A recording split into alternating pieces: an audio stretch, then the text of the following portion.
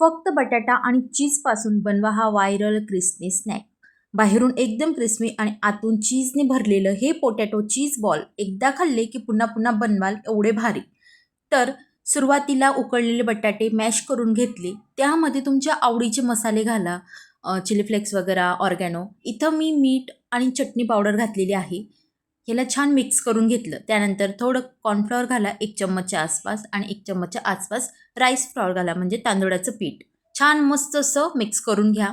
त्यानंतर इथं मी प्रोसेस चीज घेतलेली आहे. तुम्ही मोझरेला चीज देखील घेऊ शकता. छान थोडंसं मिश्रण हातावर घेऊन त्याला थोडं चीजमध्ये टाकून आणि छान असा बॉल बनवून घ्यायचा आहे त्याचा व्हिडिओमध्ये दाखवल्याप्रमाणे. असे सगळे बॉल तयार करून ठेवायचे आहेत आपल्याला.